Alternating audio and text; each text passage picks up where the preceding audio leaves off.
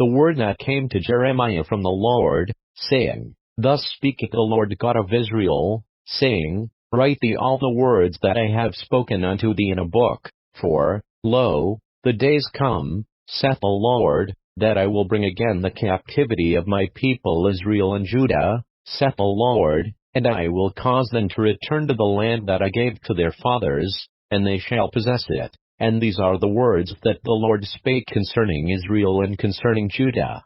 For thus saith the Lord, We have heard a voice of trembling, of fear, and not of peace. Ask ye now, and see whether a man doth travail with child. Wherefore do I see every man with his hands on his loins, as a woman in travail, and all faces are turned into paleness? Alas, for that day is great, so that none is like it. It is even the time of Jacob's trouble, but he shall be saved out of it.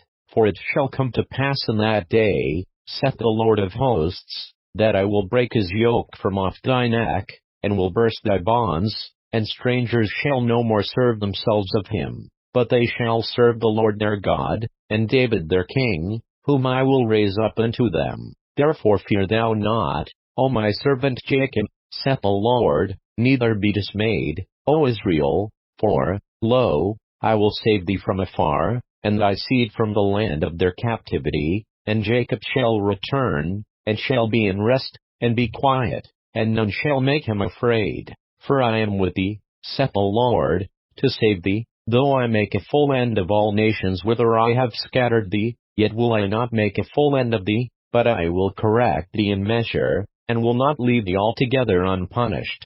For thus saith the Lord, Thy bruise is incurable, and thy wound is grievous. There is none to plead thy cause, that thou mayest be bound up. Thou hast no healing medicines. All thy lovers have forgotten thee, they seek thee not.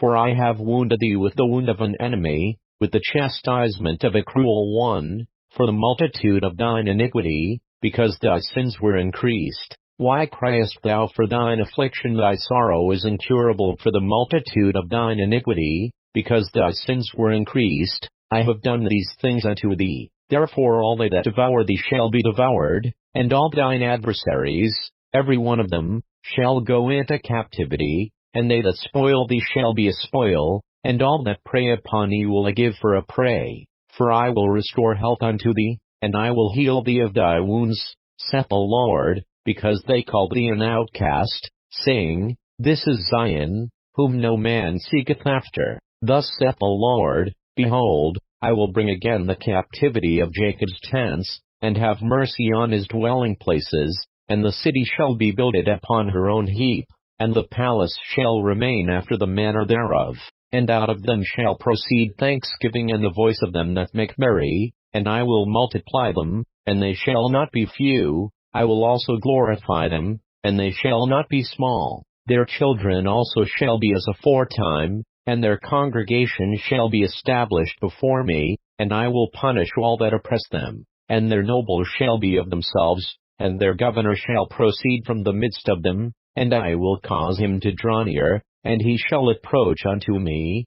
For who is this that engaged his heart to approach unto me, saith the Lord? And ye shall be my people, and I will be your God. Behold, the whirlwind of the Lord goeth forth with fury, a continuing whirlwind. It shall fall with pain upon the head of the wicked. The fierce anger of the Lord shall not return, until he have done it, and until he have performed the intents of his heart. In the latter days you shall consider it,